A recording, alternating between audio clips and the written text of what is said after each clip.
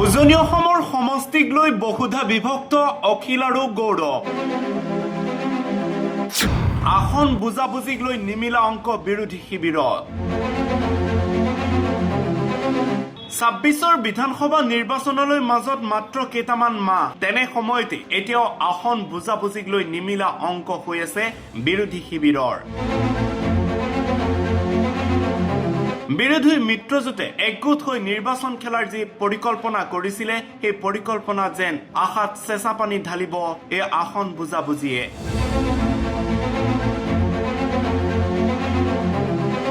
আসন বুজাবুজিক লৈ ইতিমধ্যে নিমিলা অংক আৰম্ভ হৈছে শীতল যুদ্ধ। এক বিশেষ সূত্ৰই দাবী কৰা অনুসৰি উজনি অসমৰ ৭টা সমষ্টি অখিলে বিচৰাৰ সম্ভাৱনা, লুৰিণজ্যোতিয়ে বিচৰাৰ সম্ভাৱনা আছে ৫টা সমষ্টি। অখিল লুৰিণে উজনি অসমৰ ১২টা সমষ্টি বিচৰাৰ বিপৰীতে কংগ্ৰেছৰ টাৰ্গেট উজনি অসমৰ আটাইকেইটা সমষ্টি লৈ। উজনি অসমৰ ৬খন জিলাত আছে ২১টা সমষ্টি। ইয়াৰে উজনি অসমৰ ৫খন আসনত অখিল লুৰিণক দিয়াৰ পৰিকল্পনা কংগ্ৰেছৰ।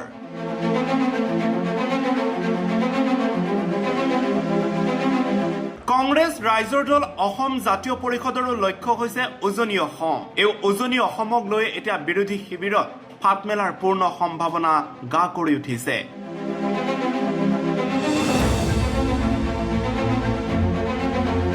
যদিও লুৰিণজ্যোতি গগৈক কংগ্ৰেছে সন্মান কৰাব পাৰিব, তথাপিও কিন্তু অখিল গগৈক সন্মান কৰিব নোৱাৰে কংগ্ৰেছে, যাৰ পৰিপ্ৰেক্ষিতত হয়তো আগন্তুক নিৰ্বাচনত ভাগ ভাগকৈ নিৰ্বাচন খেলাৰ পূৰ্ণ সম্ভাৱনা দেখা দিছে। ইফালে গৌৰৱ গগৈ ৰাজহুৱা সভাত উল্লেখ কৰিছে ১০০টা সমষ্টিত কংগ্ৰেছে প্ৰতিদ্বন্দ্বিতা কৰিবই। ইফালে বিশেষ সূত্ৰ অনুসৰি অখিল গগৈ কেৱল ২০টা সমষ্টি বিচাৰিছে কংগ্ৰেছৰ পৰা। এই ২০টাৰ ভিতৰত ৫টাই হৈছে উজনি অসম, বাকী নামনি অসম আৰু মধ্য অসমৰ সমষ্টি বিচাৰিছে অখিলে, যাৰ পৰিপ্ৰেক্ষিতত অংকত আউল লগাৰ পূৰ্ণ সম্ভাৱনা আছে।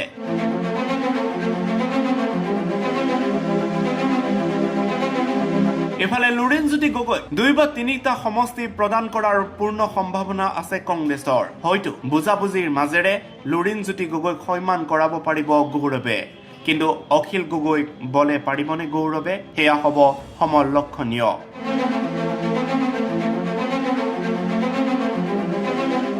নিউজ ডেস্ক, গণ অধিকাৰ।